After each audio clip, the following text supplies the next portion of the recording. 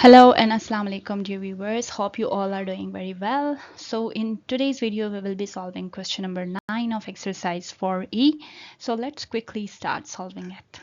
Again, this question is similar to what we did before. We have to expand the following expressions. Now look at the first one and then the second one. There is only one difference which you will look and which you will notice when we will start solving the question. So let me write the question first, which is the first one as 6b plus 5 and 5 minus 6b. Normally when you solve the question, it was written in this form, for example 6b plus 5 and 6b minus 5. You did questions like this, which was easier for you to notice that this is a and this is b. But in this question he has just created a confusion for you by rearranging the terms. Otherwise the question still is the same. See, if I write the first question, if I write the first expression as 5 plus 6b, it will not be a problem because it is commutative, right? 5 plus 6b is equal to 6b plus 5. It's commutative, so I can write it in this way. And if I, for example, if I keep the second one the same, 5 minus 6b, now what do you notice? You notice that 5 is the same in both cases, 6b is the same in both cases, and you have a plus and minus sign, which gives you idea about the identity, which is a squared minus b squared is equal to a minus b and a plus b. Now in this case I have a as 5, that will be 5 whole square. Now see, on the right side this form is already given, so I will be writing 5 square minus b is 6b whole square is equal to, this will be 5 is 25 and 6 multiplied by 6 is 36. P multiplied by p is p square, and this will be the required answer. Now see, if you will, for example, do it in the reverse, you are going to get the same answer. Now similarly, let's look at question part B, that is 9r minus 4 by 5q and 9r plus 4 by 5q. Now in this case you don't need to rearrange anything because everything is clear here. 9r is same the first term, and the second term is for fifth q in both cases, and minus and a plus sign, which clearly gives you the hint of a square minus b square. That is, a in this case is 9r, right, and b is 4q, right, b is 4q.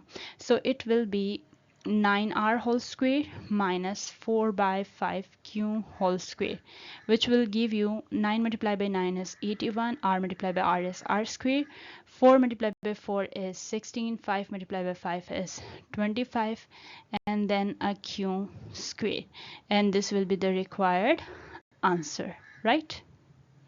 Okay, so now let's look at part C, which is S by 2 plus t by 3 minus s by 2, which is similar to part A.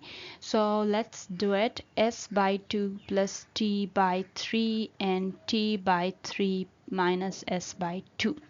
I need to rearrange the one with the plus sign so that it's more easier for me to to don't get involved in the negative sign rearrangement. It will be easier for me, so I can write it as t by 3 plus s by 2.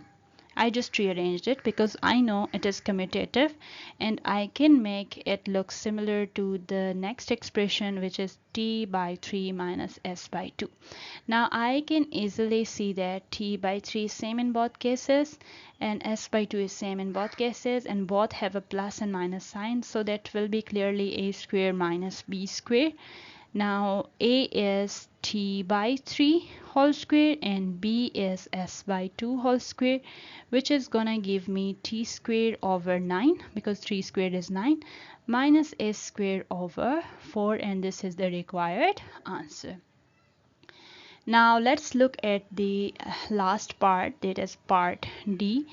U plus 2 u minus 2 u square plus 4. Now I need to see that I have a u plus 2, I have a u minus 2. Again, it's this form: a plus b, a minus b equals to a square minus b square. Again, that means a is u, that is u square, and minus b is 2, that is 2 square, right? And I can write the last expression in the same way, that is u square plus 4. Now see, it will be u squared minus 2 multiplied by 2 is 4, and u squared plus 4. Now it can be solved in one more step as well, because I can see that this a is same in both cases and this b is same in both cases, and both have a plus and a minus sign. So it will be again a square minus b square, and in which case I have a as u square whole square and minus b is 4 whole square. So it will be u square whole square is u 2 multiplied by 2, right? You multiply the powers. So 2 multiplied by 2 is 4 and 4 multiplied by 4 is 16, and this is the answer. Again, I will be hoping that this will make sense to you. Again, you need to have more practice of such kind of questions so that you can have more ease to solve them. Thank you so much for watching. Do subscribe to my channel. Bye bye.